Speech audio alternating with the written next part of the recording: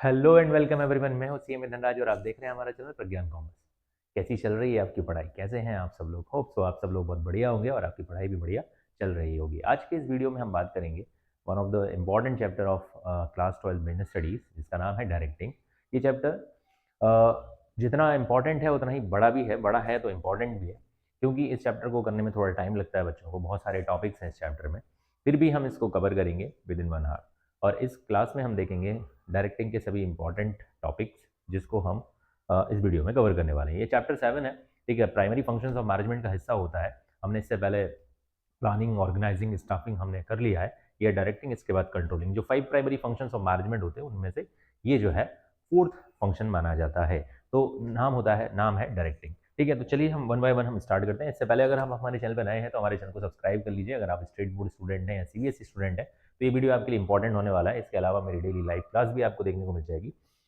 अगर आप 11th और 12th कॉमर्स स्टूडेंट हैं तो जरूर चैनल को सब्सक्राइब करना ना भूलें, और अगर ये वीडियो पसंद आए तो अपने दोस्तों के साथ शेयर जरूर करिएगा। तो चलिए स्टार्ट करते हैं। अगर हम बात करते हैं डायरेक्टिंग की, तो डायरेक्टिंग क्या होता है? एक प्रोसेस है। इंस्ट्रक्टिंग एक प्रोसेस मानी गई है। डायरेक्टिंग क्या है? प्रोसेस है। वैसे तो इंटायर जो प्लानिंग है, मैनेजमेंट है, वो भी एक प्रोसेस ही है। तो यहाँ पर it's a process of instructing, guiding. किसी को इंस्ट्रक्ट करना, गाइड करना, काउंसलिंग करना, मोटिवेट करना and leading people in the organisation to achieve the organisation objective, ठीक है। किसी को डायरेक्ट करना, इन्फ्लुएंस करना, मोटिवेट करना, ये सब डायरेक्टिंग के अंडर आता है। आपने मूवीज देखी होगी तो मूवी में कितना इंपॉर्टेंट रोल होता है ना डायरेक्टर का। अभी धुरंधर चल रही है बहुत ज्यादा, ठीक है। तो धुरंधर के डायरेक्टर आदित्य धर का कितना नाम चल रहा है? उतना ही जितना कि इधर रणवीर का नाम चल रहा है, उतना ही आदित्य धर का नाम चल रहा है। बिकॉज डायरेक्टर बहुत इंपॉर्टेंट रोल क्रिएट करता है किसी भी ऑर्गेनाइजेशन में। तो डायरेक्टर जो वर्ड निकला है वो डायरेक्टिंग से ही निकला है, कि कहीं ना कहीं डायरेक्शन जो देता है उसको हम डायरेक्टर कहते हैं। तो यहाँ पर ओवरऑल डायरेक्टिंग की बात हो रही है, उसी काम की बात हो रही है जो काम एक डायरेक्टर करता है मूवी में, ठीक है। तो डायरेक्टिंग वहीं से निकला है, डायरेक्टिंग से ही डायरेक्टर बनता है, ठीक है। तो कैरेक्टरिस्टिक्स ऑफ डायरेक्टिंग की अगर हम बात करें तो इनिशिएट करता है एक्शंस को, ठीक है। आपने मूवी में देखा होगा एक्शन, ठीक है। वही दूसरी चीज है, कंटिन्यूअस प्रोसेस है, लगातार चलने वाली प्रक्रिया है। Essential at every level of management, हर जगह इसकी जरूरत पड़ेगी। And start from the top to bottom, ठीक है। ये स्टार्ट होता है टॉप से और जाता है बॉटम तक, यानी कि ये फंक्शंस इंपॉर्टेंट है एट ऑल लेवल।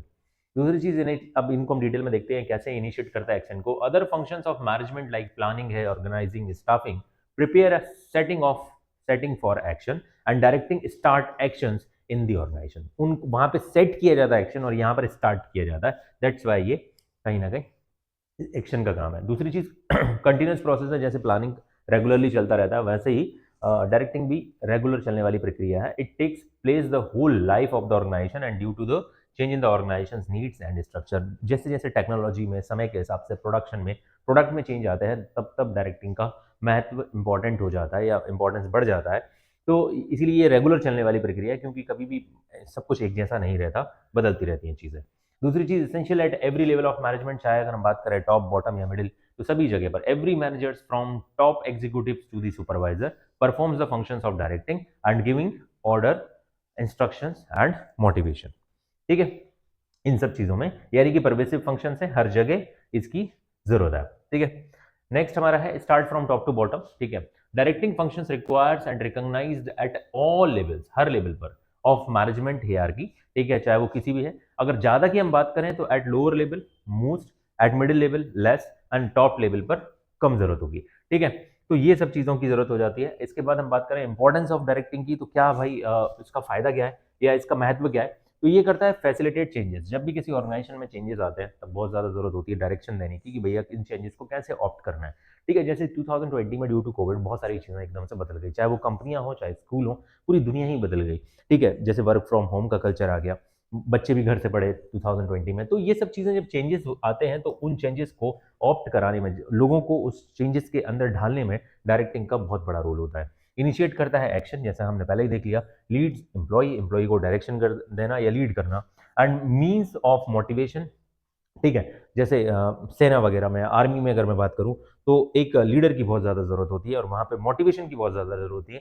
अगर मोटिवेशन सबसे ज़्यादा कहीं रिक्वायर्ड होता है तो मुझे लगता है आर्मी में ज़रूरत है, क्योंकि जहाँ पर एक इंसान अपने लिए मरने के लिए तैयार है देश के लिए, तो वहाँ पर कितना ज़्यादा इंपॉर्टेंट रोल क्रिएट होता है एक लीडर का, एक कमांडर का, जो कमांड करता है और वो इतना ज़्यादा मोटिवेट करता है कि एक इंसान अपनी जान तक न्यौछावर कर देता है इस देश की सुरक्षा पे। तो मोटिवेशन, मीन्स ऑफ मोटिवेशन है स्टेबिलिटी एंड बैलेंस, ये चीज़ चाहिए हमको। तो हमको कहीं ना कहीं डायरेक्टिंग का महत्व समझना चाहिए, इंपॉर्टेंस है। तो facilitate the changes, all organisations operates in changing environment, directions make easy organisational adjustment to cope with the changing conditions, ठीक है, cope up with the changing conditions and through better communications and leadership. दूसरा है leads to the stability and balance through the interpersonal communications, effective leadership and motivations which helps to maintain stability in organisations, ठीक है, मतलब balance बना के रखने में कहीं ना कहीं डायरेक्टिंग का बहुत बड़ा रोल है सब डिपार्टमेंट्स के बीच में, या सब और सब डिफरेंट डिफरेंट डिपार्टमेंट जो भी हैं, सेक्शंस हैं, डिविजन्स के बीच में। इनिशिएट करता है एक्शंस को supervisor through the proper guidance and clarifying workers doubts, helps the worker to complete their work properly, ठीक है। तो ये एक्शंस इनिशिएट करने में मदद करता है हमारी। दूसरा मीन्स ऑफ मोटिवेशन है directing helps to motivate the employees को मोटिवेट करते रहना to work willingly to contribute their maximum efforts towards the achievements of organisational goal, ठीक है, हर जगह जरूरी है, जैसे मैंने बोला कि आर्मी में भी इसकी रिक्वायरमेंट है हर जगह। स्टेबिलिटी एंड बैलेंस में through the interpersonal communication, effective leadership and motivation which helps to maintain the stability in the organisation, ठीक है, जैसे पृथ्वी को ये तीन लोग दिख रहे होंगे, ऐसे इंप्लॉइज ऑर्गेनाइजेशन में अगर स्टेबिलिटी चाहिए तो मोटिवेशन और ये सब चीजें बहुत जरूरी है, इंटरपर्सनल कम्युनिकेशन जरूरी है, effective leadership and motivation required है, सो दैट सब कुछ बैलेंस बना रहे, कुछ गड़बड़ ना हो। दूसरा हमारा, सबसे पहले हम इन्हीं 4 पिलर्स के बारे में यहाँ पर पढ़ने वाले हैं, जो मोटिवेशन के बाद मोटिवेशन है, सुपरविजन है, डायरेक्टिंग है, लीडरशिप है, ये सब चीज़ों को हम डिटेल में देखने वाले हैं। तो सुपरविजन का मतलब होता है, सुपर का मतलब होता है ऊपर और विजन का मतलब होता है ऑब्जर्व फ्रॉम अबव, ठीक है। तो यहाँ पर ऑब्जर्व करना है, आंखें आपको दिख रही है ना, ये आंखें किसी को ढूंढती हैं, ठीक है, वो किसको ढूंढ रही है, किसके ऊपर नजर रखी हुई है। तो सुपरविजन का मतलब है भैया किसी एक इंसान के ऊपर कंट्रोल रखना, ओवर सीइंग द वर्क, ठीक है, over seeing the work of the subordinates by the superiors, ठीक है, यानी जो नीचे जो बंदा काम कर रहा है उसके बीच, कहते हैं ना, सब कुछ देखा जा रहा है, ऊपर वाला सब देख रहा है, ठीक है, ऊपर वाला सब देख रहा है कि तुम क्या कर रहे हो।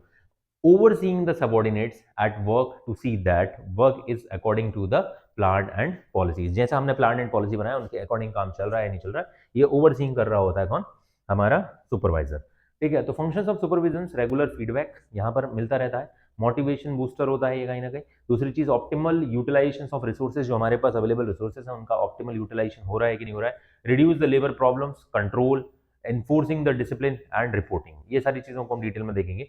तो सबसे पहले मोटिवेशन बूस्टर की बात करें तो इंस्पायर द सबॉर्डिनेट, सुपरवाइजर का क्या क्या काम है, तो inspire the subordinates towards the better work performance through proper monetary and non monetary incentives, इसको हम डिटेल में देखेंगे, monetary and non monetary incentives देकर ओवरऑल एम्प्लॉइज को इस तरीके से मोटिवेट करना कि वो काम को परफॉर्म करे और टारगेट अचीव करे। रेगुलर फीडबैक मिलता रहता है सुपरवाइजर के through, act as a link between management and worker, ठीक है, दो लोगों के बीच में, जो बॉस बैठा हुआ है उसके बीच में, ठीक है, ये और इधर जो कर्मचारी बेचारी जो लेबर लगी, इनके बीच में कौन ये बंदा परफॉर्म कर रहा होगा, ये सुपरवाइजर है जो ये काम कर रहा है। तो इसको ये link between the management and workers, implements plan and policies of the management, view point and suggestions, grievances and complaints of the worker to higher level, यानी कि उसके बीच में ये रेगुलर फीडबैक पहुंचाता रहता है कि वर्कर की क्या प्रॉब्लम है, मैनेजमेंट से जो सजेशन आ रहा है वो वर्कर के ऊपर इंप्लीमेंट कर रहा है वगैरह वगैरह, ठीक है भाई। जैसे स्ट्राइक होने से पहले बता देगा कि स्ट्राइक होने वाली, इस बहुत समझ आ गया तो सैलरी बढ़ा दूंगा ना।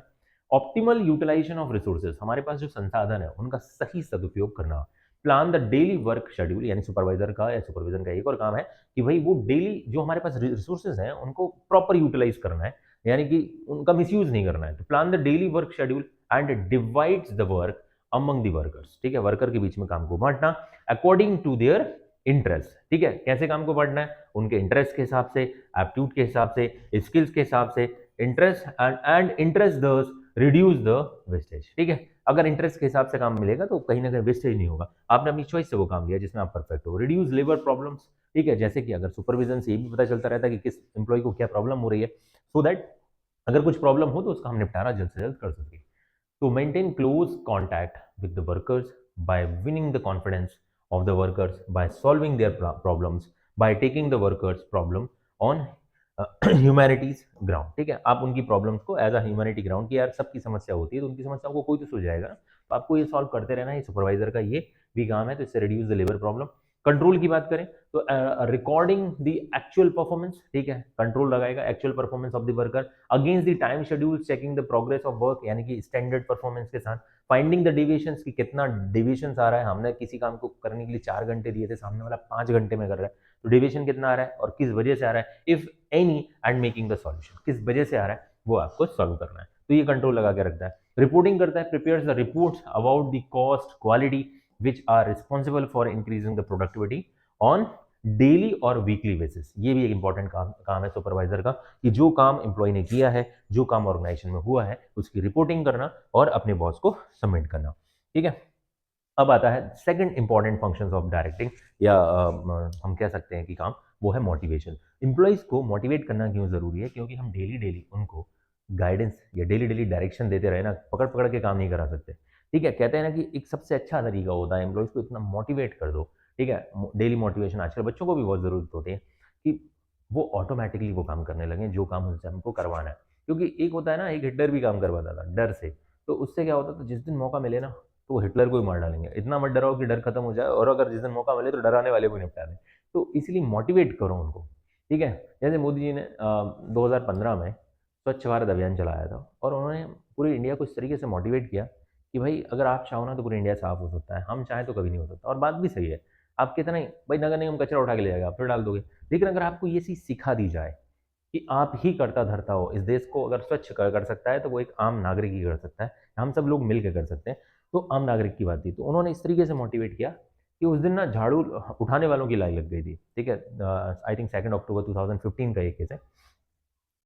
तो स्वच्छ भारत अभियान, तो ये होता है मोटिवेशन, सबके अंदर वो पावर भर देना कि चलो अब करके दिखाते हैं, वो वाली चीज़। ठीक है, ये कहीं ना कहीं इंपॉर्टेंट फंक्शंस हो जाता है डायरेक्टिंग का।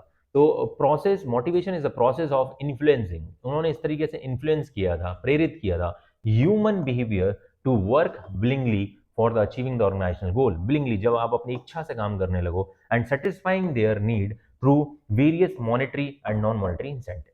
लेकिन इसके लिए कभी कभी कुछ नॉन मॉनेटरी और मॉनेटरी इंसेंटिव्स दिए जा सकते हैं। ठीक है, अब आगे हम पढ़ेंगे उनके बारे में। प्रोसेस ऑफ मोटिवेशन, इसकी पूरी की पूरी स्टेप है। सबसे पहले आपको देखना पड़ेगा सामने वाले की अनसेटिस्फाइड नीड क्या है, कौन सी ऐसी चीज है जो वो सेटिस्फाइड नहीं है। ठीक है, टेंशन क्या है, ड्राइव क्या है, किससे वो प्रेरित हो रहा है, सर्च बिहेवियर ढूंढना पड़ेगा, सेटिस्फाई करनी पड़ेगी नीड, और रिड्यूस करना पड़ेगा उसका टेंशन। तो इंटायर प्रोसेस ऑफ मोटिवेशन है। ठीक है, जैसे एक बार क्या हुआ, एक बार की कहानी बताता हूँ कि मोटिवेशन से ही कहीं ना कहीं ये आ रहा है कि भाई एक बार भगवान बुद्ध थे, और वो कथा सुना रहे थे, यानी कि कहानी, कथा, या अपने प्रवचन दे रहे थे। ठीक है, प्रवचन यानी कि अच्छे वचन, है ना। तो आजकल के बच्चे प्रवचन भी ऐसा कभी कभी नेगेटिव सेंस में लेते हैं। तो बुद्ध अपने अनुयायियों को कुछ कहानी सुना रहे थे, या ज्ञान दे रहे थे। इस बीच में एक बंदा आया और वो बहुत ही बेचैन दिख रहा था। तो बुद्ध ने पूछा कि भाई आपका प्रॉब्लम क्या, व्हाट्स योर प्रॉब्लम। तो उन्होंने कहा कि मुझे भूख लगी है। तो उन्होंने कहा कि बुद्ध ने पूछा कि आप, मतलब मैं ज्ञान दे रहा हूँ लेकिन आप ज्ञान दे नहीं रहे हो। तो वो बोला कि मुझे भूख लगी है। तो बुद्ध ने कहा कि ठीक है, एक काम करो, इनको खाना खिलाओ। तो बोले कि वो फिर आपकी क्लास छूट जाएगी, मैं बाद में खा लूँगा। तो बोला कि नहीं बेटा, अभी तुम्हारा टेंशन, तुम्हारा फोकस तुम्हारे पेट की भूख पर है, और जब तक वो भूख नहीं मिटेगी ना, तब तक तुम मेरा ज्ञान नहीं ले सकते। ठीक है, इसीलिए वो कहावत है ना, पहले पेट पूजा फिर काम दूजा। यानी आपकी टेंशन क्या है, उस टेंशन का निवारण करोगे ना, तभी आपको मोटिवेट किया जा सकता है, तभी आपको ज्ञान दिया जा सकता है। कहते हैं ना, भूखे पेट भजन नहीं होता। तो वो चीज़ जरूरी है, यानी कि आपको, आपकी ये पूरी प्रोसेस फॉलो की जाएगी कि भाई आपकी, पहले वो देखो ना कि जो अनसेटिस्फाइड नीड है, एक इंसान भूखा बैठा हुआ है, उसको ज्ञान दे रहा हो, नहीं जाएगा भाई उसके दिमाग में। तो पहले उसकी भूख खत्म करो। ठीक है, टेंशन पता करो, ड्राइव क्या है, search behaviour, satisfied need, and फिर रिड्यूस होगा उसका टेंशन, फिर वो आप जो बोलोगे करोगे। तो ये पूरा इंटायर प्रोसेस हम एक वन बाय वन देखते हैं। सबसे पहले अनसेटिस्फाइड नीड का पता करिए आप। तो starting point of motivation, for example, person wants to increase the salary to 60,000 per month from the present salary 40,000। ठीक है, अब एक इंसान की बात करें, सबसे बड़ा प्रॉब्लम यही है कि भाई उसकी 40,000 की प्रेजेंट सैलरी है, वो चाहता है 40,000 से बढ़ के 60,000 हो जाए। ठीक है, टेंशन क्या है, once need is recognise tension. ठीक है, one need is recognise tension will be created how to increase the salary. उसका टेंशन यही है कि मैं अपनी सैलरी कैसे बढ़ाऊं। ठीक है, अब हमने पता कर लिया कि अनसेटिस्फाइड नीड है, सैलरी नहीं बढ़ रही है, और उसकी टेंशन क्या है कि सैलरी कैसे बढ़े। ड्राइव क्या है, tension force him to act the fulfil his need. ठीक है, वो किस लिए, वो इस बात पे ध्यान दे रहा है, ड्राइव क्या है कि जल्द से जल्द मेरी सैलरी बढ़ जाए, सो दैट मेरी जो नीड है वो सब खत्म हो जाएंगी। Search behaviour, find different ways to satisfying need. अब हमको हमको ये देखना है कि क्या हम 40,000 से सीधा 60 कर दें, या और भी कोई तरीके हैं। ऑप्शन फर्स्ट क्या है, remains the existing form, work hard and get promotion. ठीक है, एक तो उसके पास तरीका है कि वो उसी का फॉर्म में रहे, खूब मेहनत करे और प्रमोट होकर 60,000 की सैलरी पाले। दूसरा तरीका क्या है, शिफ्ट, और सबसे ज़्यादा यही लोग यूज़ करते हैं, शिफ्ट और join other organisations offering higher salary. या तो वो वहाँ जाए जहाँ पे उसे लग रहा है कि मुझे 60,000 की सैलरी मिल जाएगी। ठीक है, सेटिस्फाई क्या करना है, person chooses the shift to other firm, ठीक है, वो दूसरी फर्म में जाएगा and check that need has been satisfied और not.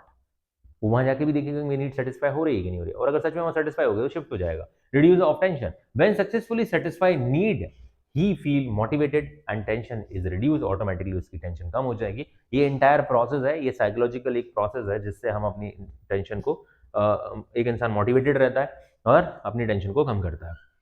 Features of motivation, motivation की बात करें तो एक इंटरनल फीलिंग होती है, जैसे मैंने पहले ही बताया कि एक मेंटल, एक मानसिक प्रक्रिया है कि कोई सेम भाषण से या सेम लेक्चर से मोटिवेट हो जाता है, कोई मोटिवेट नहीं होता। किसी को भूख लगी है, सेम ज्ञान से वो उस ज्ञान को नहीं ले रहा है, और किसी को भूख नहीं लगी, पेट भरा हुआ है, वो ज्ञान को प्रॉपर लेगा। तो इसीलिए इंटरनल फीलिंग्स का मामला है। दूसरा, प्रोसेस गोल डायरेक्टेड बिहेवियर होता है ये। तीसरा, पॉजिटिव और नेगेटिव हो सकती है, और कॉम्प्लेक्स प्रोसेस भी है, क्योंकि सामने वाले को, हमें नहीं पता, मुझे नहीं पता, जैसे मैं आपको पढ़ा रहा हूँ तो मुझे नहीं पता कि क्या आपको समझ में आ रहा है कि नहीं आ रहा, बट मैं कोशिश तो कर रहा हूँ कि मैक्सिमम को समझ में आए। लेकिन कई बार ऐसा होता है ना कि कुछ को समझ में आया, कुछ को नहीं आया। इसीलिए सामने वाले को मोटिवेट करना भी एक कॉम्प्लेक्स प्रोसेस है, क्योंकि हमें नहीं पता क्या वो हमारे इस मोटिवेशन के तरीके से मोटिवेट हो रहा है कि नहीं हो रहा है। एक इंसान जैसे छुट्टियां चाहिए होती है और हम उसकी सैलरी पे सैलरी बढ़ाए जा रहे हैं, बोले बस तुम छुट्टी मत लेना, काम पे रेगुलर आते रहो, हम तुम्हारी सैलरी बढ़ाए जा रहे हैं, वो मोटिवेट नहीं होगा, क्योंकि उसे छुट्टी चाहिए होती है। और एक इंसान जैसे पैसा चाहिए होता हो तो उसे छुट्टी पे छुट्टी दिए जा रहे हो, नहीं। तो इसीलिए पता करना पड़ेगा आपको कि उसको चाहिए क्या। तो इंटरनल फीलिंग्स की बात करें तो motivation is desire from human beings which are internal and influence human behaviour. ठीक है, दूसरी चीज procedure, process, goal directed behaviour है। Motivation helps employ to improve performance and get their dream fulfils, like promotion है, high salary है, किसी के लिए लीव है, किसी के लिए वेकेशन है, जो भी है, ये सब हो सकता है। पॉजिटिव और नेगेटिव हो सकती है, provides positive rewards like increase in पे, ठीक है, प्रमोशन, रिकॉग्निशन एक्सेट्रा। नेगेटिव भी हो सकती है, जैसे किसी को पनिशमेंट कर देना, ठीक है, जैसे पुराने तरीके में होता ना, मार मार के ज्ञान दिया जाता था। अब अक्सर आपके दादाजी पापा ये सुनते होंगे कि हमारे टीचर बहुत मारते थे, वो भी एक तरीका था ना पढ़ाने का। और आजकल एक तरीका हो गया, मोटिवेट करो, बस मोटिवेट करते रहो पॉजिटिवली, पॉजिटिवली, पढ़े तो पढ़े, नहीं पढ़े तो छोड़ो, है ना। स्टॉपिंग है, ठीक है, स्टॉपिंग इंक्रीमेंट्स, आपके इंक्रीमेंट्स रोक देना, जैसे आजकल कंपनीज में हराश किया जाता है एम्प्लॉइज को, हाँ सीधा वर्ड बोलूंगा, हरास किया जाता है कि अगर आपने काम नहीं किया तो आपका इंक्रीमेंट रुक जाएगा, एंड डराया जाता है आपको। ये सारे तरीके हैं, ये नेगेटिव मोटिवेशन के तरीके हैं। कुछ जगह काम करते हैं, हर जगह काम नहीं करते, ठीक है। दूसरा है कॉम्प्लेक्स प्रोसेस। कॉम्प्लेक्स प्रोसेस कैसे, motivation methods depend upon person to person and may have different effects on different person. ठीक है, सब एक ही चीज से मोटिवेट नहीं होंगे, सबकी सैलरी बढ़ा दी, सब खुश नहीं होंगे, कुछ लोग और किसी चीज से भी खुश हो सकते हैं। Importance of motivation, motivation bring peace and harmony, ठीक है, ये हमारे ऑर्गेनाइजेशन में शांति बनाए रखने में बहुत काम करता है। Importance, improve employees performance, employee का परफॉर्मेंस सुधरता है। helps in organization changes, and after negative attitude of employees to positive attitude create हो जाता है मोटिवेट होने के बाद। And reduce the employee turnover, हमारे पास एम्प्लॉय छोड़कर, कंपनी को छोड़कर कम भागेंगे, ओवरऑल ये भी एक बेनिफिट मिल जाएगा। ठीक है, अब ये पूरी की पूरी एक Maslow's need hierarchy theory of motivation है। भाई ये बहुत जगह एग्जाम में पूछे जाती है, इसके ऊपर एमसीक्यू क्वेश्चन भी बनते हैं। एक साइकोलॉजिस्ट थे जिन्होंने एक स्टडी किया था कि एक एम्प्लॉय को इस हियरार्की को समझ लीजिए, फिर उसके अकॉर्डिंगली मोटिवेट कीजिए। ठीक है, एक इंसान जब सबसे शुरुआत करता है ना, तो सबसे पहले आपको समझना पड़ेगा बेसिक साइकोलॉजिकल नीड्स। ठीक है, फिर आपको देखना पड़ेगा एक बंदे की जब बेसिकल साइकोलॉजी नीड फुलफिल हो जाती है, फिर वो सेफ्टी एंड सिक्योरिटी की नीड को फुलफिल करता है, फिर एफिलिएशन एंड बिलोंगिंगनेस की नीड पे पहुंचता है, फिर एस्टीम नीड्स पे जाता है, और सेल्फ एक्चुअलाइजेशन, लास्ट में उसे सेल्फ एक्चुअलाइजेशन हो जाता है और वो समझ जाता है सब मोह माया है। ठीक है, तो आगे हम इसको डिटेल में पढ़ते हैं। बेसिक साइकोलॉजिकल नीड्स क्या होती हैं मास्लो के अकॉर्डिंग, हायरार्की क्या कहती है कि these needs are most basic in the hierarchy and refers need for the survival. ठीक है, हर इंसान जिंदा रहना चाहता है, सर्वाइवल के लिए कुछ बेसिक नीड है। एक भूखा इंसान है तो उसे सबसे पहले भूख लगी है, उसे नहीं चाहिए ज्ञान। तो यहाँ पर आप देखोगे ना, तो सबसे पहले देखो, हंगर है, स्लीप है, थर्स्ट है एंड शेल्टर, ये कुछ बेसिक नीड्स है, कहते हैं रोटी कपड़ा मकान जिसको हमारे यहाँ कहा गया है। तो ये बेसिक नीड है, पहले ये फुलफिल होगी, इसके बाद वो सेकंड नीड पर जाएगा।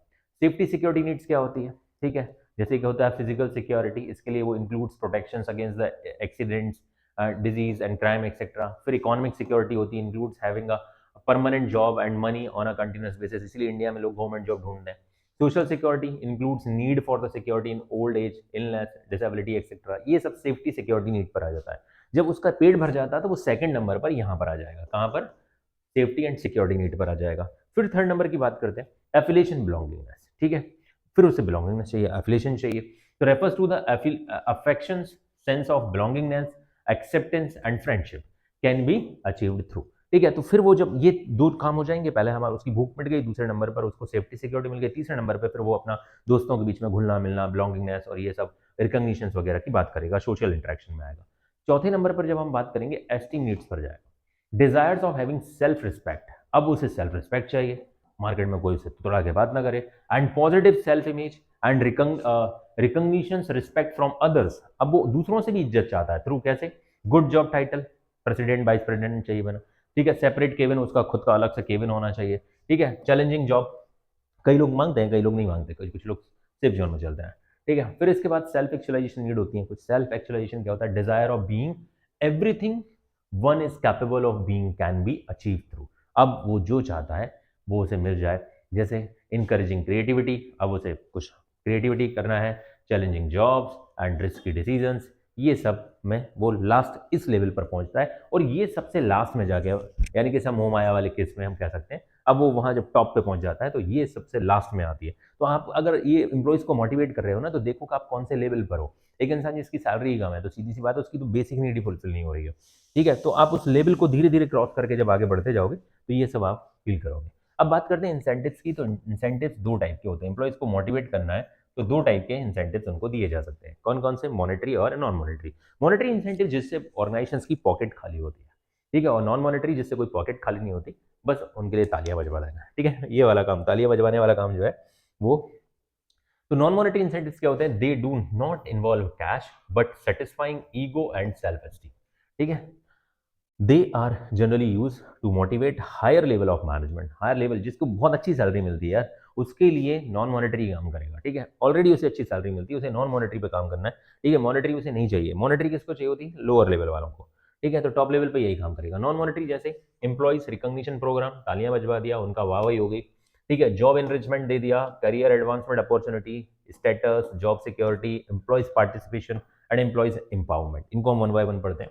एम्प्लॉइज रिकॉग्निशन प्रोग्राम कैसे होते हैं, जैसे means praise for good work by the supervisor to perform for future performance, example कैसे हैं, जैसे certificate for the best performance movement, आपने अक्सर देखा होगा एमएलएम कंपनी में खूब होता है, छोटी छोटी बात पे आपको अवार्ड मिल रहा होता है, कॉन्ग्रेचुलेशन फॉर गुड परफॉर्मेंस, ठीक है, ऐसा स्टिकर लगवा दिया, displaying name on the notice board, ठीक है, कि भैया ये एम्प्लॉय ऑफ द मंथ, ठीक है, मैनेजर ऑफ द डिपार्टमेंट और फलाना डिम का पता नहीं क्या क्या बना देते हैं, ठीक है, या सक्सेसफुल जब आप टारगेट अचीव कर लेते हो, तो इस टाइप की चीजें आपको देखने को मिल जाएंगी। जॉब इनरिचमेंट क्या होता है, job enrichment making job more important by greater variety of work, ठीक है, आपको अलग अलग टाइप के वर्क वेराइटी दे दिया, require higher level of knowledge and skills and opportunity for the personal growth, ठीक है, ये भी एक तरीका है मोटिवेट करने का। करियर एडवांसमेंट अपॉर्चुनिटी दे दी, person wants to grow to the higher level, provides training and level development to employees to improve their skill and be promoted to the higher level jobs, ठीक है। Non monetary तरीके हैं, status, the authority and responsibility, prestige of the job show the status given to the person and fulfill psychological, social and esteem needs includes, ठीक है, किसी को president बना दिया, किसी को चीफ एग्जीक्यूटिव ऑफिसर बना दिया, ऑपरेटिंग ऑफिसर, किसी को चेयरमैन बना दिया, इससे स्टेटस मिल जाता है, उनको नहीं चाहिए सैलरी, जो बुजुर्ग लोग हैं उनको स्टेटस चाहिए, बस सब लोग उनको सलाम करें भाई, ठीक है, तो वो वाली चीज हो गई। Job security, employees wants job security, employees को क्या चाहिए, job security, specially in India job security gives mental relief, ठीक है, and reduce the future worries, ठीक है। इसके अलावा employees participation, employees should be encourage, employees को पार्टिसिपेट करने को मिल जाए यार, वो मतलब उनको तुम एज अ, मतलब ऐसे ना करो कि वो एम्प्लॉय नहीं है, मतलब वो मालिक है, तो उनको पार्टिसिपेट करने का मौका मिले, to participate in the management decisions, if good suggestions comes employee should be accepted and implemented, ठीक है, जैसे ग्रेड यू, जैसे एग्जांपल है grade you suggestions has reduce the cost of the production, आपके सुझाव ने हमारी लागत कम कर दी, यानी कि पार्टिसिपेशन है, उनको भी आप कंपनी का हिस्सा बना के रखिए, तो इससे क्या होता है, एम्प्लॉइज खुश रहते हैं कि यार हमको भी मालिक की तरह ट्रीट किया जाता है। एम्प्लॉइज एम्पावरमेंट, आप उनको मतलब दबाने की कोशिश मत करिए, तो more autonomy and powers of subordinates, managers feels proud and become self-confident and learn to take risky decisions within their power. तो एम्प्लॉयज़ को एम्पावर करिए, आप उनको दबाइए मत कि वो अपने हिसाब से कुछ काम ही ना करें। ऐसे केस में क्या होता है, एम्प्लॉयज़ कंपनी में आग भी लग रही होगी ना, तो वो आप बुझाने नहीं आएगा सामने से, क्योंकि उसे बोला ही नहीं गया है। ऑर्गेनाइजेशनल क्लाइमेट ऐसा बना के रखिए कि लोग काम करने आएँ। जैसे distinguish best organisations from normal organisations, provide better working conditions like green environment दे दिया, बढ़िया वो जाते हैं लंच करने के लिए, सफिशिएंट स्पेस है, ठीक है, अच्छा एनवायरनमेंट है, ठीक है, ग्रीनरी है, तो वहाँ पर एम्प्लॉय काम करना जाना चाहेगा। कैंटीन फैसिलिटी है, ठीक है, जिम है, अगर कंपनी में जिम हो तो बहुत अच्छी बात है, तो होती होगी कुछ जगह पर, हमने तो नहीं देखी, ठीक है। तो मॉनेटरी इंसेंटिव्स, अब भाई यहाँ पर जेब खाली होती है, भाई यहाँ पर हमको पैसा देना पड़ेगा। तो मॉनेटरी इंसेंटिव्स कैसे होते हैं, जैसे आप पे कर सकते हो allowances, productivity link wage incentive दे सकते हो, बोनस दे सकते हो, प्रॉफिट शेयरिंग कर सकते हो, को पार्टनरशिप, स्टॉक ऑप्शंस, अगर आपने ई शॉप अकाउंट्स में मैंने पढ़ाया आपको, ई शॉप वगैरह की बात कर लेते हैं, तो ये आप दे सकते हो एम्प्लॉय को। इसमें कंपनी का एम्प्लॉय एज वेल एज आप ओनर बन जाते हो, रिटायरमेंट बेनिफिट्स को दे सकते हो, परक्विजिट्स दे सकते हो एक्स्ट्रा एडवांटेजेस में। तो इनको हम ये मतलब मॉनेटरी इंसेंटिव से, तो मॉनेटरी इंसेंटिव्स को हम ज़्यादा यहाँ पे डिटेल में नहीं देख रहे, बिकॉज आपको नाम से ही समझ में आ जाएगा कि यहाँ पर कुछ ना कुछ आपको एक्स्ट्रा देना है, और ये आपने सब सुने होंगे, ठीक है। प्रॉफिट शेयरिंग में भी आप प्रॉफिट शेयर कर सकते हो, बोनस के रूप में हो गया, ठीक है। तो ये सारी चीज़ें हैं। नेक्स्ट आता है हमारा लीडरशिप। नेक्स्ट हमारा, देयर आर 4 पिलर्स, ठीक है। तो इसमें फर्स्ट हमने पढ़ लिया सुपरविजन, दूसरा मोटिवेशन, तीसरा है हमारा लीडरशिप। तो लीडरशिप क्या होता है, एबिलिटी ऑफ एन इंडिविजुअल, एक एबिलिटी होती है इंडिविजुअल की to maintain good interpersonal relations with the followers. Followers यानी कि जो हमारे नीचे आजकल इंस्टाग्राम का और सोशल मीडिया का जमाना है, तो आप जानते हो फॉलोअर्स जो हमको फॉलो कर रहे हैं, जो हमारी बातों से इन्फ्लुएंस होता है। Motivate them to contribute for the achieving the organisational objective, ठीक है।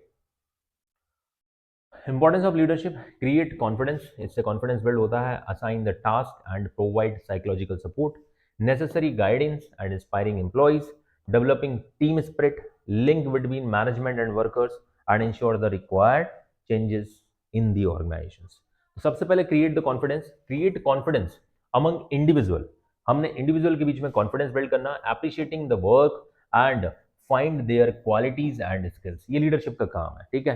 कि भाई इंप्लॉइज को इंडिविजुअल के अंदर एक कॉन्फिडेंस बिल्ड करना, उसे अप्रिशिएट करना और उसकी क्वालिटीज एंड स्किल्स को क्या करना, ढूंढना कि वो किन कामों को कर सकता है, लीडर की क्वालिटी होती है। दूसरा, assign task and provide psychological support, उसको साइकोलॉजिकल सपोर्ट भी देना, provide psychological support to the subordinates, जो हमारे नीचे काम करते हैं उनको साइकोलॉजिकल सपोर्ट देना है, by ensuring that people have proper material support to the accomplish their job, आपकी काम को करने के लिए जो आपको मटेरियल सपोर्ट चाहिए होगा वो हम प्रोवाइड करेंगे। नेसेसरी गाइडेंस, जब जरूरत पड़े तो आपको गाइडेंस देना है, ठीक है। Create need in the employees to perform higher high and helps in the attainment of the organisational goal. Yes boss, जैसे कि यहाँ पर लिखा है for the promotions you must work hard, और एम्प्लॉय बोल रहा है यस, ठीक है। बस आपकी छत्र छाया बनी रहे, आपका गाइडेंस बना रहे, वो गाइडेंस यहाँ पर डायरेक्टर देगा। डेवलपिंग टीम स्पिरिट, लीडरशिप का, लीडर का काम ही है अपने सबॉर्डिनेट्स को गाइड करना। डेवलपिंग टीम स्पिरिट, अपनी टीम के बीच में टीम भावना, टीम स्पिरिट जिसको बोलते हैं ना कि ग्रुप संगठन में जोड़ के रखना है, ये अगर टीम फैली तो ताश के पत्तों की तरह ना फैल जाए, ठीक है। तो developing team spirit, peoples in organisations are involve, ठीक है, इन्वॉल्व इन डिफरेंट एक्टिविटीज, अलग अलग इंप्लॉय अलग अलग काम में इन्वॉल्व होते हैं। Leadership combines individual goals with group गोल, ठीक है। सबके अपने अपने टारगेट होते हैं, लेकिन सबके टारगेट अपने अपने टारगेट अचीव के साथ साथ ग्रुप का जो गोल है वो भी इंपॉर्टेंट है। तो ऐसा ना हो कि किसी एक की वजह से ग्रुप गोल अचीव ना हो पाए, इसलिए डायरेक्टर का काम है कि वो टीम की भावना जागृत करे लोगों के बीच में। जैसे कॉमर्स का रिजल्ट किसी एक सब्जेक्ट से नहीं बनने वाला है भाई, है ना। कॉमर्स के 5 सब्जेक्ट है, कोई बच्चा ऐसा बोल सकता है सर 5 में से मैं ना एक में फेल हो गया, बाकी सब में फुल मार्क्स है, 80 आउट ऑफ 80, फेल हो ना, फेल तो फेल ही हो। इसीलिए your goal is to increase the sale, ठीक है। ये सब चीज़ें आपको ध्यान रखना है। Link between management and workers, दोनों के बीच में, explain the goal of the organisation to the workers and recommend their cases for the rewards promotion etcetera, ठीक है। वो रिकमेंड करना कि जिसने अच्छा काम किया है वो वर्कर्स को, मतलब इस तरीके से लिंक करना है कि मैनेजमेंट और वर्कर आपस में जुड़े रहें। And ensure the required changes in the organisation, जो जो चेंजेस जरूरी हैं ऑर्गेनाइजेशन में वो चेंजेस को ध्यान में रख के आप वो चेंजेस कराइए। Pursuit the clarifies and inspire people to accept changes willingly, ठीक है। जो भी चेंजेस आए हैं हमें उनको इस तरीके से प्रमोट इंस्पायर करना है कि वो ईजिली उन चेंजेस को एक्सेप्ट कर सकें। ठीक है, जैसे improve your communication skills for marketing, employee बोल रही है यस बॉस। उसने आइडेंटिफाई किया कि भैया मार्केटिंग के लिए आपकी कम्युनिकेशन स्किल बहुत बेहतर होना चाहिए, तो आपने उसको बोला और वो चेंजेस वो अपने अंदर लेकर आएगा एक employ.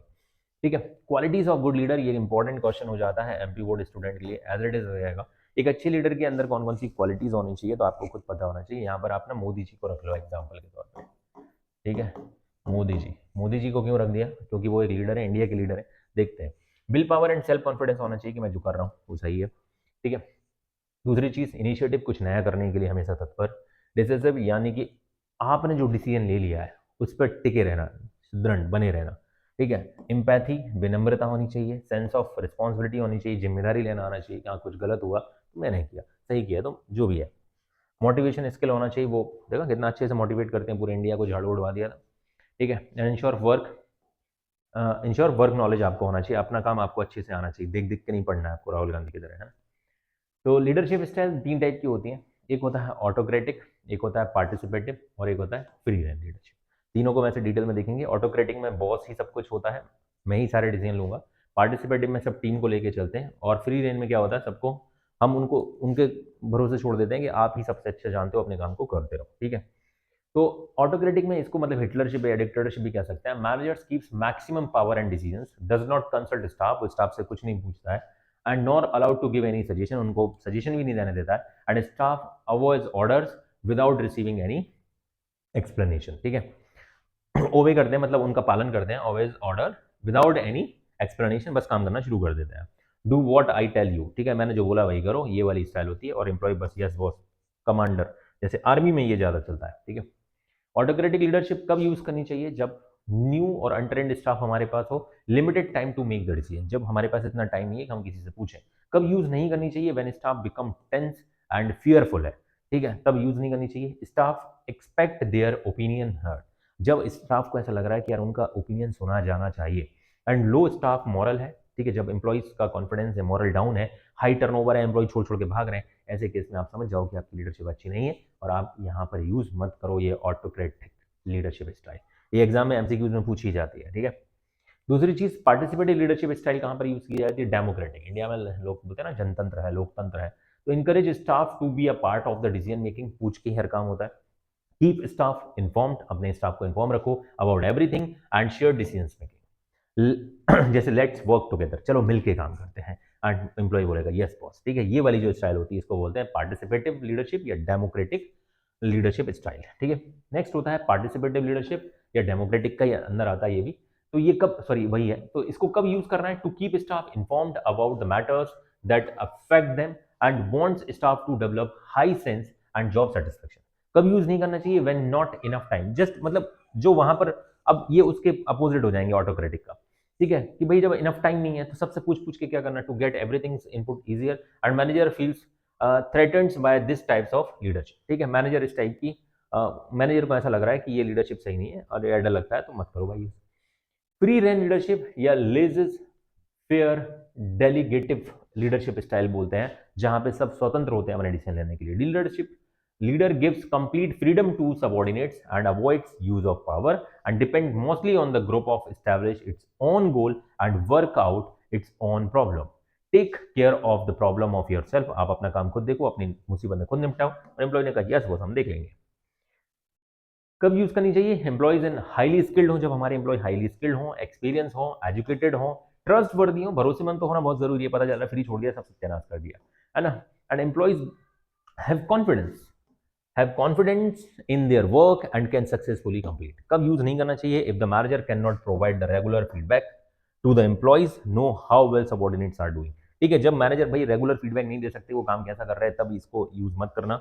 And when manager escape responsibility and he is hopes the employees do the task। ठीक है, जब कहीं ऐसा लगे कि लोग जिम्मेदारी नहीं निभा पाएंगे, ठीक है, तो मतलब केयरलेस लोग हैं, तो भाई वहां उन लोगों के बीच में फ्री रेन लीडरशिप स्टाइल का उपयोग बिल्कुल भी नहीं करना चाहिए। ये हो गया आपका लीडरशिप। ठीक है, एंड लास्ट, जो मैंने बोला था ना 4 पिलर है, तो सबसे पहले हमने देखा क्या, supervision, motivation, leadership and last is communication, जो अब हमारा हिस्सा होगा। कम्युनिकेशन का मतलब है अपने एम्प्लॉयज के साथ प्रॉपर कम्युनिकेट करते रहना, या कम्युनिकेशन का मतलब है ऑर्गेनाइजेशंस में लोगों के बीच में बात करने का या इंफॉर्मेशन ट्रांसफर करने का तरीका क्या होना चाहिए। तो कम्युनिकेशन मीन्स ऑफ एक्सचेंज माना गया है ऑफ आइडिया। जब आप एक आइडिया एक्सचेंज करते हो, opinions, facts, information, instructions, message between two और more persons may be conveyed in words हो सकता है, पिक्चर्स में हो सकता है, एक्शन में हो सकता है और गेस्चर में हो सकता है। ठीक है, किसी भी तरीके से हो सकता है, बट कम्युनिकेट हो रहा है दो या दो से ज्यादा लोगों के बीच में। तो कम्युनिकेशन प्रोसेस क्या होती है, एक सेंडर होता है, ठीक है, ये हमारा खड़ूस बॉस है, ठीक है, एक मैसेज होता है, उसको इनकोड किया जाता है, ठीक है, पुराना तरीका डीवीडी, आजकल हम कह सकते हैं कि आप जब जैसे ये समझ लो व्हाट्सएप पे जो आप मैसेज करते हो, तो आप सेंडर हो, आपने मैसेज किया, इनकोड होगा, वो इनक्रिप्टेड होगा, फिर मीडिया आपने जो भी इंटरनेट वगैरह यूज किया, फिर डिकोड होगा, सामने वाले के मोबाइल पे पहुंचेगा, ठीक है, वो फिर एक बंदा जो सामने वाला जो रिसीवर होगा, और वो आजकल डबल टिक आ जाते हैं ना, इसका मतलब है ये डिलीवर हो गया, और जैसे वो नीले हो जाते हैं यानी कि उसने रीड कर लिया है, वो अलग बात है कि कई बार आजकल वो लॉक भी किया जा सकता है।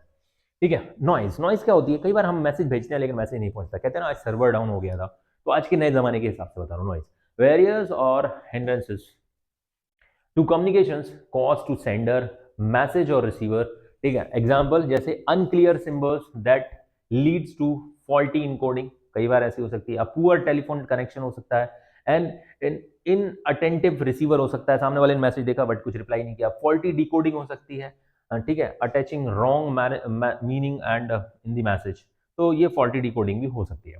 ठीक है, तो नॉइज का मतलब यही आ रहा है, जैसे सेंडर ने मैसेज किया, मैसेज पहुंचना चाहिए था, इनकोड हुआ, इनकोड मीडिया डिकोड हुआ, रिसीवर हुआ, इसी बीच में कुछ नॉइज आ जाती है कहीं पर भी, खासकर इनकोडिंग और डिकोडिंग के टाइम पर, तो यहाँ पर इन सबको नॉइज कहा जा सकता है। इसका फीडबैक में पता चलेगा, तो फीडबैक कहाँ से मिलता है, रिसीवर को, अगर रिसीवर ने अगर उधर से, आजकल ये चलता है ना इमोजी वगैरह हम लोग भेजते हैं, तो उधर से उसने थंब मार दिया, इसका मतलब है कि उसने रीड कर लिया है।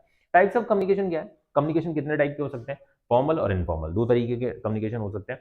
इसके अलावा इसमें फॉर्मल में वर्टिकल, हॉरिजॉन्टल, अपवर्ड और डाउनवर्ड, ये सब हम चीजें देखेंगे। ठीक है, तो फॉर्मल कम्युनिकेशन क्या होता है, flow through the official channel, ठीक है, जो ऑफिशियल चैनल के थ्रू चलता है, designed in the organisation chart and take place between superior and subordinates और among same level of employees और मैनेजर्स। टाइप्स की बात करें तो ये होता है वर्टिकल, हॉरिजॉन्टल, अपवर्ड और डाउनवर्ड। ठीक है, वर्टिकल, अपवर्ड, वर्टिकल ये, अपवर्ड नीचे से ऊपर, ठीक है, अपवर्ड का मतलब नीचे से ऊपर, डाउनवर्ड ऊपर से नीचे, वर्टिकल मतलब ऊपर नीचे दोनों कह सकते हो। ठीक है, वर्टिकल, इसके अलावा हॉरिजॉन्टल मतलब सेम लेवल पर। ठीक है, जैसे राम और श्याम दोनों कलीग्स हैं, तो इनके बीच में जो कम्युनिकेशन होगा वो हॉरिजॉन्टल कहलाता है। तो अपवर्ड कम्युनिकेशन क्या होता है, यहां पर हम डिटेल में देखेंगे, refers to the flow of communication from subordinate to the superior, जब एक जूनियर अपने सीनियर से कम्युनिकेट करने को सोचता है, इसको अपवर्ड कम्युनिकेशन कहते हैं। ठीक है, सुपीरियर यहां पर आराम से लेटा हुआ है, रिक्वेस्ट फॉर ग्रांट, ठीक है, सबऑर्डिनेट ने क्या किया, submissions of the progress report, applications for grant of leave, ठीक है, इसके लिए ये ऊपर की ओर मैसेज भेजेगा, इसको बोलेंगे अपवर्ड कम्युनिकेशन। ठीक है, डाउनवर्ड कम्युनिकेशन क्या हो सकता है, refers to the flow communication from superior to subordinates, अपने सीनियर से जूनियर की तरफ जो कम्युनिकेशन होता है वो कहलाता है downward communication. Complete and assignment work, ठीक है, नोटिस फॉर मीटिंग, ये सब ऊपर से नीचे की ओर दिए जाते हैं, superior, subordinate, passing on guidelines, ठीक है, पासिंग ऑन गाइडलाइंस वगैरह, ये सब चीजें मतलब गाइडलाइंस को नीचे पास करो, जैसे मैनेजर सुपरवाइजर को भेज सकता है वगैरह वगैरह। तो ऊपर से नीचे की ओर जो कम्युनिकेशन होता है वो डाउनवर्ड हो गया। हॉरिजॉन्टल कम्युनिकेशन क्या होगा, take place between one division and another, जैसे कि प्रोडक्शन मैनेजर कम्युनिकेट कर सकता है, कॉन्टेक्ट कर सकता है मार्केटिंग मैनेजर्स के साथ, डिस्कस कर सकता है schedule of product delivery, product design, quality etcetera के लिए, आपस में same department, same level of employees जब आपस में बात करते हैं, तो इट्स अ कैटेगरी ऑफ, या हम कह सकते हैं it's a kind of horizontal communication. ठीक है, फॉर्मल कम्युनिकेशन नेटवर्क क्या होता है, ये कितने टाइप के होते हैं, सिंगल चेन होता है, सर्कुलर होता है, व्हील होता है, फ्री फ्लो होता है, इन्वर्टेड भी होता है, इनको हम डिटेल में पढ़ेंगे। ठीक है, तो सिंगल चेन क्या होता है, exist between the supervisor, superior and subordinates, communication flow from top and bottom. ठीक है, मतलब इनके बीच में जो कम्युनिकेशन होगा आपस में ये जुड़े हुए हैं। ठीक है, तो through BCD strictly follow the scalar chain of command, इसको बोलते हैं, सिंगल चेन से जुड़े होते हैं, यानी मैं अपने बॉस को बोलूंगा, मेरा बॉस अपने बॉस को बोलेगा, इस तरीके से कहानी ऊपर चली जाएगी। व्हील चेन क्या होता है, व्हील इसमें क्या होता है, subordinates, all subordinates under one superior, ठीक है, ये एक सुपीरियर है और इससे हम सब लोग आपस में कनेक्टेड हैं। ठीक है, तो ये वाला कहलाता है व्हील चेन। ठीक है, communicate through him and only as a act as a center of the wheel and these subordinates B C D E are not allowed to talk, not allowed to talk among themselves, आपस में नहीं बात कर सकते, सिर्फ जो भी बात होगी वो ऐसे होगी, हम लोग उससे कनेक्टेड है। ठीक है, जैसे एरिया में जब अलग अलग टीमें बटी होती है ना, तो ऐसे ही होता है भैया। ये सपोज करो ये बंदा बैठ गया सेंटर में, ये एमपी में बैठ गया, ठीक है। ये बंदे को अपना एक सुपरवाइजर यूपी में भेज दिया, एक मान लो महाराष्ट्र में भेज दिया, एक गुजरात में भेज दिया, एक राजस्थान में भेज दिया। तो ये सब तरीके हो गए, ठीक है, और वहां से संभाल रहा है अपने आप। तो ये आपस में कम्युनिकेट वैसे भी नहीं कर पाएंगे। सर्कुलर, सर्कुलर में क्या होता है, communication moves in a circle, ठीक है, सर्किल में कम्युनिकेशन मूव होता है। Each person can communicate with the next to person. जैसे ई बात कर सकता है ए और डी से, डी बात कर सकता है ई और सी से, सी बात कर सकता है बी और डी से। तो ये नेक्स्ट टू पर्सन से बात कर सकते हैं इसमें। Can communicate with B and E only. जैसे example, communication flow is slow होती है इसमें, exist in a participative system में एग्जिस्ट करता है, ठीक है। फ्री फ्लो क्या होता है, जहां पर एक बंदा किसी से भी बात कर सकता है, इसको फ्री फ्लो बोलते हैं। Each person can communicate with the other freely, flow of communication is fast in this network and A can communicate with B C D E, सबसे बात कर सकता है, ठीक है। यानी कि इस वाले सिस्टम में सीधी बात में बोलूं तो आपको सबसे बात करने का अलाउ किया जाता है। ये फ्री फ्लो ऑफ कम्युनिकेशन होता है, यहाँ पे कम्युनिकेशन फास्ट भी होता है, जिससे को जब जरूरत पड़ती है तब आप बात कर सकते हो। जैसे आजकल अपने दोस्तों से बात करते हो व्हाट्सएप पे, ठीक है। तो ये चैप्टर मैंने जैसा कि आपको बोला था थोड़ा सा लेंदी हो सकता है, लेकिन इंपॉर्टेंट चैप्टर है ये, आपको ध्यान रखना है। इन्वर्टेड बी की बात करें तो subordinate is allowed to communicate with his immediate superior as well as his superior's supervisor superior, and message moves at higher speed, and जैसे कि C can communicate with B and A directly, ठीक है। जैसे C है वो communicate कर सकता है B के साथ भी, D के साथ या A के साथ भी। तो ये इन्वर्टेड भी कहलाता है। यहाँ पर कम्युनिकेशन फास्ट हो जाता है, यानी आप अपने इमीडिएट बॉस को भी और उसके बॉस को भी आप कॉल कर सकते हो। तो ये वाला जो सिस्टम होता है ये कहलाता है इन्वर्टेड भी, ठीक है। इनफॉर्मल कम्युनिकेशन नेटवर्क होता है single strand network, gossip network, probability network and cluster, ठीक है। गॉसिप जो अंगूरी लता भी कहलाता है, अंगूर की तरह चिपके होते हैं एक दूसरे से, ठीक है। तो सिंगल स्ट्रैंड नेटवर्क क्या होता है, ईच पर्सन। इनफॉर्मल कम्युनिकेशन क्या होता है, पहले थोड़ा ये समझ लेते हैं। जहां पर इनफॉर्मल का मतलब हो गया जहां पर बहुत ज्यादा कोड ऑफ कंडक्ट नहीं होता है, आप किसी से भी बात कर सकते हो। तो each person communicate to the other in sequence, other बात कर सकते हैं लेकिन सीक्वेंस में। आप A pass information to B and B to C and C D, ये इस सिस्टम को कहेंगे इनफॉर्मल में। कौन सा वाला सिस्टम है ये, सिंगल स्ट्रैंड। दूसरा होता है गॉसिप नेटवर्क, ठीक है, सब एक दूसरे से। Each person communicate with all on non selective, sorry यहाँ पे स्पेस नहीं है, non selective basis.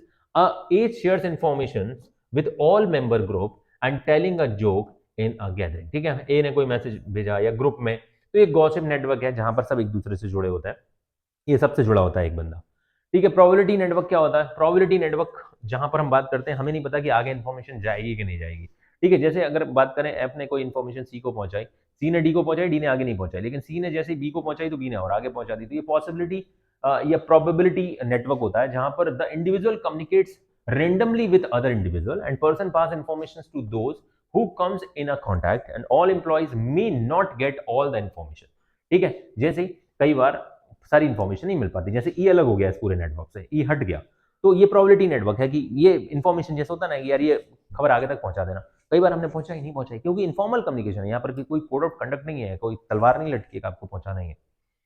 Cluster, an individual communicates with only those people whom he trusts, जिससे वो भरोसा करता है। Some keep the information with them and other pass to other whom they trust and A communicate with BCD। जैसे कहते हैं ना, मैं एक काम की बात बताऊं, किसी को मत बताना है, तू आगे किसी को मत बताना भाई, मैं तेरे को बता रहा हूँ सिर्फ। उसको बताया, उसने भी सामने वाले को जिसको बताया था उसने भी किसी एक अपने भरोसेमंद को, भाई देख मेरे को एक इन्फॉर्मेशन मिली, किसी को मत बताना है, पता नहीं चलना चाहिए। ए ने अपने भरोसेमंद सी को बताया, ठीक है, या सी ने या तो किसी को नहीं बताया, या सी ने एफ को बता दिया, सी ने ई को बताया, ई ने आगे फिर पास कर दिया, यानी कि ये क्या है, बढ़ती चली जा रही है इंफॉर्मेशन। तो A communicate with B C D and C, ठीक है, यहां पर डी, ये डी है, ठीक है। C again communicate to E and F and E communicate to G, E ने आगे बढ़ा दी, जी और आगे बढ़ा सकता है, यानी ये इंफॉर्मेशन धीरे धीरे फैलती चली जाती है। लेकिन हम यहाँ पर किसको बताते हैं, जो हमारा बहुत ही भरोसेमंद इंसान है उसको हम इन्फॉर्मेशन शेयर करते हैं, और वो भी उसका भी कोई ना कोई भरोसेमंद होगा तो वो आगे शेयर कर सकता है। फॉर्मल और इनफॉर्मल कम्युनिकेशन के बीच में डिफरेंस, चैनल की बात करें तो flow through the formal and establish line of command से चलता है, जबकि बेस्ड ऑन इनफॉर्मल रिलेशनशिप ये भरोसे पे चलता है। एक्सप्रेशन की बात करें तो मोस्टली इन रिटन फॉर्म में होता है, मोस्टली इन ऑरल और गैस्ट्रल फॉर्म में होता है। स्पीड की बात करें तो यूजुअली वेरी स्लो होता है, क्योंकि ये कोड ऑफ कंडक्ट के थ्रू आगे लेटर्स या जो भी होगा ये फास्ट होता है, इसमें रूमर्स बहुत जल्दी फैलते हैं। रेफरेंस की बात करें तो records can be keeped for future reference, इसमें कोई रिकॉर्ड मेंटेन नहीं किया जाता, कान में बात बताई जाती है इनफॉर्मल में। Fixation of responsibility, easy to fix the responsibility, इसमें कोई रिस्पॉन्सिबिलिटी नहीं होती। मैंने बस उससे कहा था कि भाई मैं तेरे को एक बात बता रहा हूँ, किसी को मत बता रहा, लेकिन उसने कसम नहीं खाई थी ना, वो कसम खाई भी होगी तो तोड़ दी। ठीक है, रूमर्स इसमें नहीं फैलते, इसमें बहुत जल्दी फैलते हैं। प्लांट, इसमें ये प्लांट होता है, ये अनप्लांट होता है। ठीक है, कम्युनिकेशन वेरिएज की बात करें तो भाई कौन कौन सी बाधाएं आती हैं, तो factors that obstruct the effective communications, important topic हो जाता है ये भी। ठीक है, effectiveness of communication and can occurs at any stage of communication process. ठीक है, कम्युनिकेशन वेरियर्स कौन से हैं, सिमेंटिक वेरियर्स हैं, ऑर्गेनाइजेशनल वेरियर्स हैं, साइकोलॉजिकल वेरियर्स हैं एंड पर्सनल वेरियर्स हैं। तो सबसे पहले हम सिमेंटिक वेरियर्स की बात करते हैं, तो concern with the problem in the process encoding and decoding of message into the words and impression. ठीक है, ये वाला सिमेंटिक वेरियर्स कहलाता है। जैसे semantic warriors, symbols with different meaning, कई बार होता है ना, अलग अलग सिंबल्स के अलग अलग मीनिंग होते हैं, कोई कुछ और समझता है, कोई कुछ और समझता है। अनक्वालिफाइड अजम्पशंस होती हैं, बॉडी लैंग्वेज एंड गेस्चर्स डिकोड्स होते हैं, लैंग्वेज ट्रांसलेशंस होता है, एक्सप्रेस मैसेज बैडली होता है एंड टेक्निकल लैंग्वेज होती है। ठीक है, ये सब चीज़ें हैं सिमेंटिक वेरियर्स की कैटेगरी में आती है। जैसे symbol with different meanings, words में have several meanings, receive gets confuse to understand the exact meaning for the word. जैसे राइट और राइट, ठीक है, इसका मतलब है लिखना और इसका मतलब है टिक लगा देना। ठीक है, ब्रेक एंड ब्रेक, ठीक है, हेयर एंड हेयर। ठीक है, तो भाई सबके सेम मीनिंग या सेम प्रोनाउंसिएशन सुनने को मिल जाएंगे, लेकिन उनके मतलब अलग अलग हो सकते हैं। अनक्वालिफाइड अनप्रोफेशनल अजम्पशंस, ठीक है, हमने कुछ और सोच लिया। When sender is not clear about the message and receiver understand different ways, ठीक है, हमने किसी और सेंस में भेजा, सामने के वाला कुछ और सेंस में समझ गया। ठीक है, टेक केयर ऑफ हुम, ठीक है, योर्स, मशीन, माई सेल्फ। ठीक है, बॉस ने बोला टेक केयर, टेक केयर किस चीज का? ठीक है, ठीक है, तो ऐसा ऐसा भी होता है कई बार, अनप्रोफेशनल assumptions हम लोग लगा लेते हैं। Body language and gestures decode if no match between what is said and body language communications may be not be clear। ठीक है, जैसे लाफिंग इन एंगर, ठीक है, तो सामने वाला गुस्से पर हंसना या गुस्से में हंसना, शट योर माउथ। ठीक है, अगर किसी बंदे के सामने, अगर जिसको गुस्सा आ रहा है उसके सामने हंसोगे तो वो यही बोलेगा ना, अपना मुंह बंद करो भाई। ठीक है, फिर है लैंग्वेज ट्रांसलेशन भी होता है। If the translators fails to translate the exact meaning of or laughing to other may cause different meaning and English to Hindi, ये सब चीज़ें भी आ सकती हैं। ठीक है, तो मतलब ये भी एक वेरियर है कि सामने वाला नहीं समझ पा रहा, उसको ट्रांसलेट नहीं कर पा रहा कि किस वजह से हो रहा है, तो may cause of different meaning भी हो सकते हैं, इंग्लिश टू हिंदी में भी ये प्रॉब्लम आ सकती है।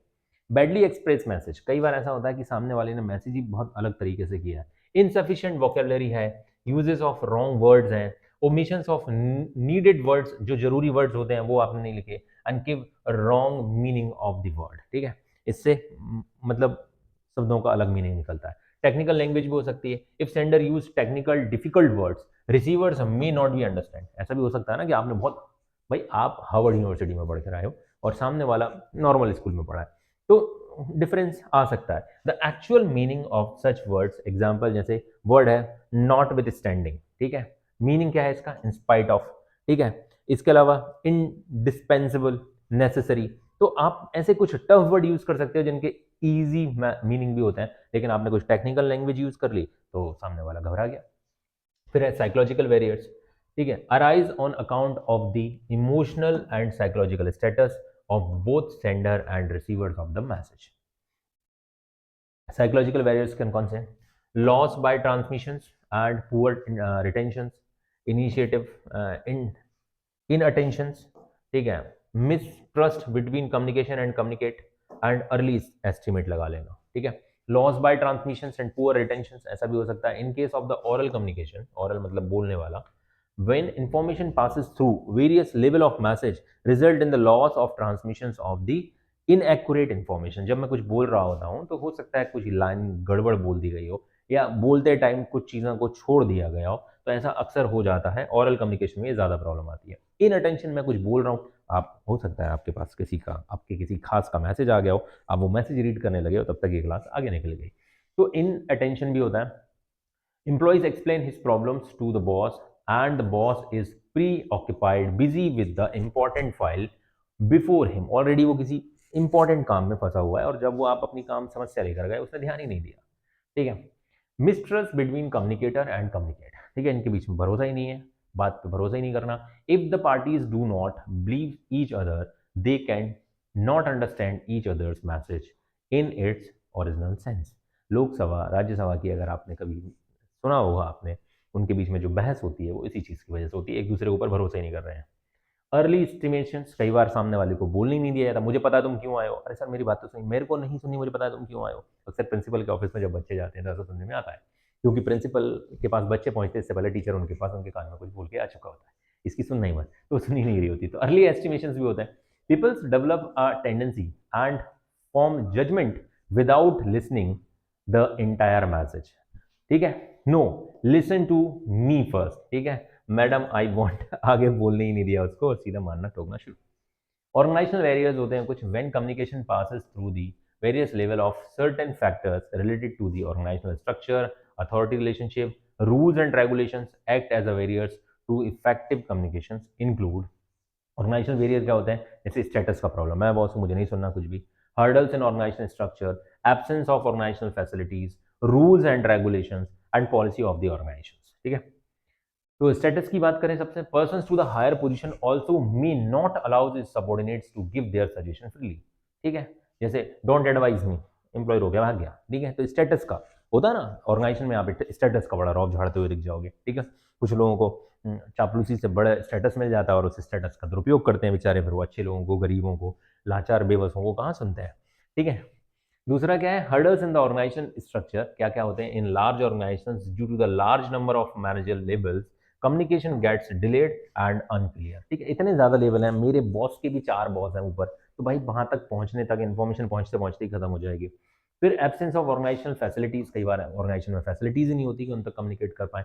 Lack of facilities like frequent meetings, telephone, internet, suggestion box, social and cultural gathering may discourage the free flow of communication.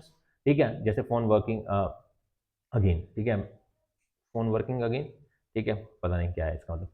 Rules and regulations की बात करते हैं, स्ट्रिक्ट रूल्स एंड प्रोसीजर होते हैं। ठीक है, जैसे तुम्हें क्या लगता है, प्राइम मिनिस्टर मोदी से मंत्रियों के अलावा क्या नॉर्मल आदमी बात कर सकता है? नहीं कर सकता ना। तो स्ट्रिक्ट रूल्स एंड प्रोसीजर्स में result in delays, example return application for minor things. ठीक है, हर चीज़ के लिए स्कूल में होता है ना, बड़े रूल, छोटी सी गलती की उसके लिए भी आपको रिटर्न एप्लीकेशन मांगी जा रही है। Policies of the organisation, organisation की पॉलिसी ऐसी है, हाईली सेंट्रलाइज ऑर्गेनाइजेशन जो होते हैं, खड़ूस नेता या खड़ूस boss does not support free flow of communication and people may not be encourage to have free communication. ठीक है, काम अटका रहता है, मतलब सामने वाला बहुत ही घमंडी टाइप का नेता अगर आपको मिल जाए और वो सेंट्रलाइज है सारी चीज़ें, तो वहाँ पर उसको सजेशन नहीं दिया सकता।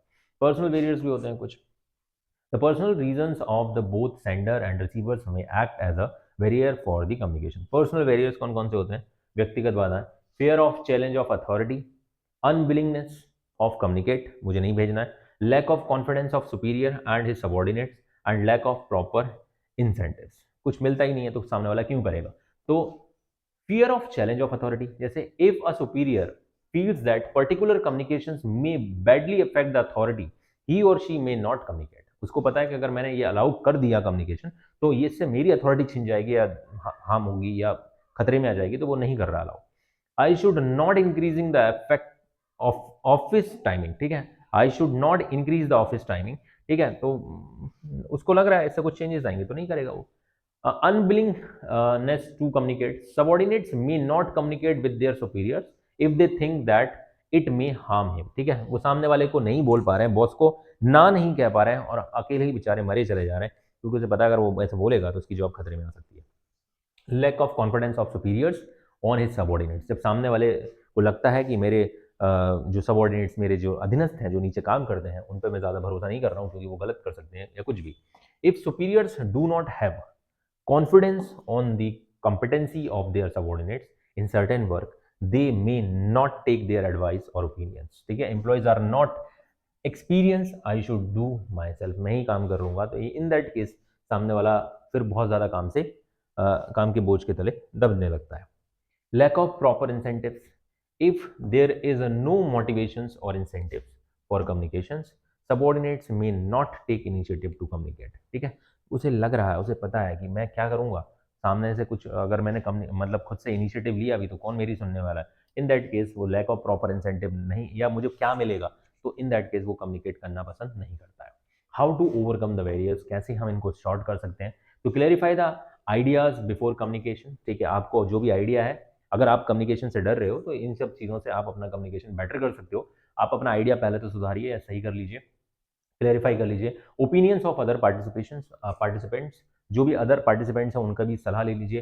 Convey things of help to listeners according to the needs of receiver, आपको सोचना है। Communication flow up and offering feedback, listening skills आपको सुधारनी पड़ेंगी, कई बार सुनने की आदत डालो, ये भी कहते हैं ना। Aware of language tone and contents of message, ये भी आपको देखना पड़ेगा। इंपॉर्टेंस ऑफ कम्युनिकेशन, क्या फायदा है भाई इसका, ये इंपॉर्टेंट क्वेश्चन ही है इसका भी। तो सोर्स ऑफ मोटिवेशन है, हम कम्युनिकेशन से अपने एम्प्लॉइज़ को बेहतर कम्युनिकेट कर सके, बेहतर मोटिवेट कर सकते हैं। Promotes cooperation and industrial peace establish कर सकते हैं, अगर हमारे एम्प्लॉइज़ बहुत ज़्यादा डिस्ट्रैक्ट हो रहे हैं या बहुत ज़्यादा अशांति फैली हुई है तो शांति फैलाई जा सकती है बेहतर कम्युनिकेशन से।